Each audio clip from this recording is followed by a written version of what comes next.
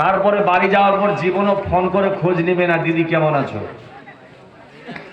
এখানে ওনারা ভালো মন্দ কেমন আছে সব নাতি পতা ছেলে সব খবর নেবে। মা গো, দু হাত ধরে অনুরোধ করে বলি, খবরটা 12টার পরে নিয়ে এখন চুপ করে শুনুন, কারণ সময় যেটা যায় ওটা ফিরে আসে না, খেয়াল রাখবেন আপনার আমার সবার জন্য। হযরত আলী মা ফাতেমা, এই মা জননী, আপনার যখন দুটো বাচ্চা, ছোট্ট ছোট্ট বাচ্চারা, প্রত্যেক মা বাবা একটাই কাজ করে, মাগরিবের আযান হয়, নামাজের পরে বাচ্চার মা বাচ্চাকে সামনে রেখে বলে, বাচ্চা তুমি লেখো, আমি বলছি, বলে না? মায়ের শিক্ষা আগে হলে শিশুর শিক্ষা মায়ের কোলে। বাংলা কবিতা, আপনারা বাংলা বুঝতে পারছেন? মায়ের শিক্ষা আগে হলে শিশুর শিক্ষা মায়ের কোলে। মা জননী বাচ্চাকে সঙ্গে নিয়ে এবার বাচ্চাকে শেখায়, বাবা এই লেখো, বি লেখো, সি লেখো, ডি লেখো, এইভাবেই কিন্তু শিখায়। এ মুসলমান, আমার মা ফাতেমার সামনে আমার নবীর নওয়াজা ইমামে হাসান, ইমামে হুসাইন, দুই সন্তান রয়েছে। দুই সন্তান মিলে মা বলছে, বাবা তোমরা পড়াশোনা করো। এ দুনিয়ার মানুষ নবীর বাড়িতে যে শিক্ষাটা দেওয়া যায়, এই শিক্ষা যদি আপনি আমরা ফলো করি, আপনার আমার জীবনটা ধন্য হয়ে যাবে। কারণ বিশ্ব নবীর বেটি জান্নাতি ফাতেমা, জান্নাতি ফাতেমা। আমার মায়েরা, মা ফাতেমার জীবনে শুরু হয়ে গেছে। এখন একটু চুপ করে থাকেন। আল্লাহর নবীর নওয়াজা ইমামে হাসান, ইমামে হুসাইন, দুই ভাই লিখেছে। লেখার পরে আম্মা জানকে বলে, আম্মা গো, ও মা জননী, আমাদের হাতের লেখা কাটটা ভালো, কাটটা খারাপ।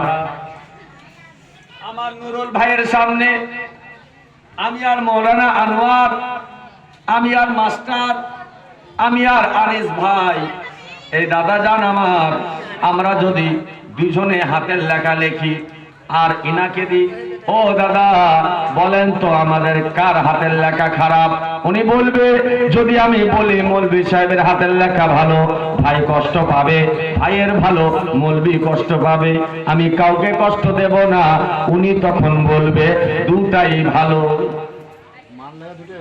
কিন্তু এটা শান্ত না, আসলে যে কোনো একটা ভালো হবে, একটা খারাপ হবে, দুটাই ভালো হতে পারে না। কথাগুলো বুঝতে পারছেন? একটু সুন্দর করে শুনবেন। আমি খুব সোজা ভাষায় আপনাদের বুঝাচ্ছি। বেরাদার, মা ফাতেমা বলে, আমার কলিজার টুকরা রে, ও আমার সন্তানেরা, আমি যে তোমাদের মা, আমি যে তোমাদের মা রে বাবা, আমি জানি না কোনটা বলবো ভালো, কোনটা বলবো খারাপ। আমি যে তোমার মা, আমি আমার সামনে আমার লাল, আমি তোমাদের বিচার করতে পারবো না, আমি ফয়সালা দিতে পারবো না। যাও যাও, তোমার আব্বার কাছে যাও। ওই বাচ্চা ইমাম হাসান, ইমাম হুসাইন,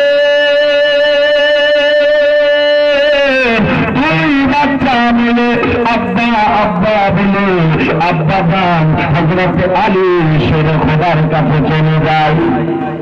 যখনই আলীর কাছে গিয়ে বলে, আব্বা আপনার বলে দাও, আমরা দুজনের মধ্যে তার হাতের লেখা বেশি ভালো, কাজটা ভালো নয়। হযরত আলী বলে, না না, ও আমার কলিজার টুকরারা, শোনো শোনো, আমি তো তোমাদের বাবা, আমি তো তোমাদের বাবা রে, তোমাদেরকে আমি বলতে পারবো না কাজটা ভালো, কাজটা খারাপ। আমার হুসাইন বলে, আব্বা তবে যে ভেতরে যে হচ্ছে সমস্ত নবীদের নবী, যে হচ্ছে ইমামুল আম্বিয়া, যে নবী সব নবীদের সর্দার, ওই নবীর দরবারে তোমার নানার দরবারে চলে যায়।